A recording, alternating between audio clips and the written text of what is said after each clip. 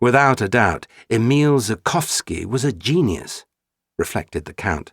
But the man who secured the Boyarsky's reputation for excellence by ensuring that all within its walls ran smoothly was André Duras. Born in the south of France, André was handsome, tall, and greying at the temples. But his most distinguishing feature was not his looks, his height, or his hair. It was his hands. Pale and well manicured, his fingers were half an inch longer than the fingers of most men his height. Had he been a pianist, André could easily have straddled a 12th. Had he been a puppeteer, he could have performed the sword fight between Macbeth and Macduff as all three witches looked on. But André was neither a pianist nor a puppeteer, or at least not in the traditional sense.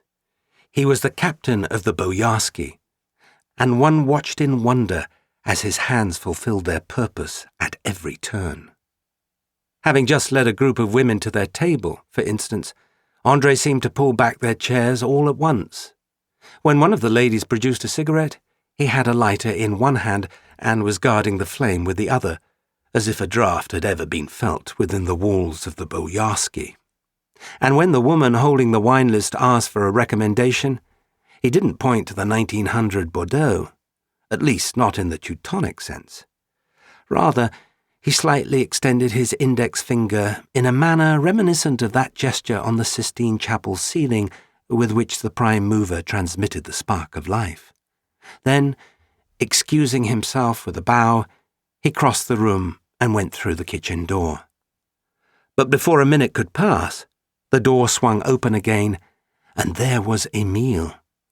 5'5" and 200 pounds, the chef glanced quickly about the room, then marched toward the Count with André trailing behind. As he crossed the dining room, the chef knocked into a customer's chair and nearly toppled a busboy with his tray. Coming to an abrupt stop at the Count's table, he looked him up and down, as one might measure an opponent before challenging him to a duel. "Bravo, monsieur," he said in a tone of indignation. "Bravo!" Then he turned on his heels and disappeared back into his kitchen. André, a little breathless, bowed to express both apologies and congratulations. "Nettle it was, Your Excellency. Your palate remains unsurpassed." Though the Count was not a man to gloat, he could not repress a smile of satisfaction. Knowing that the Count had a sweet tooth, André gestured toward the dessert cart. "May I bring you a slice of plum tart with our compliments?" "Thank you for the thought, André. Normally I would leap at the chance, but tonight I am otherwise committed."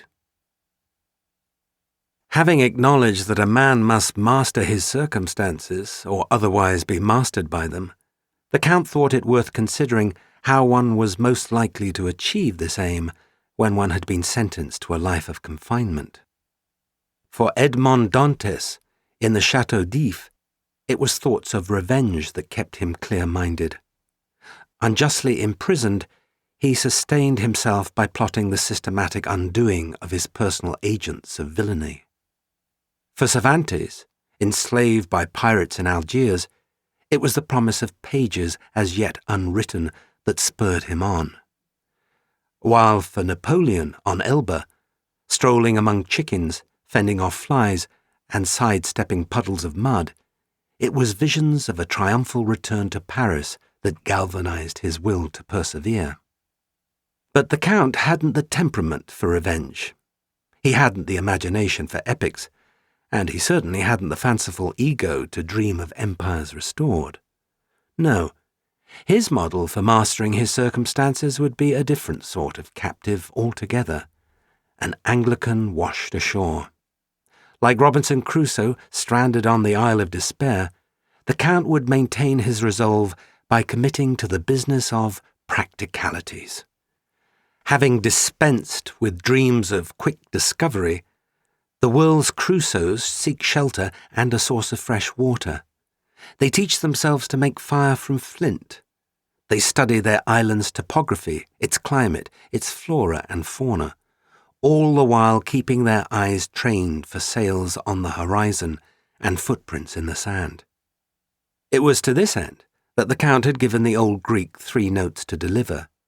Within a matter of hours, the Count had been visited by 2 messengers, a young lad from Muir and Muralise bearing fine linens and a suitable pillow, and another from Petrovsky Passage with 4 bars of the Count's favourite soap.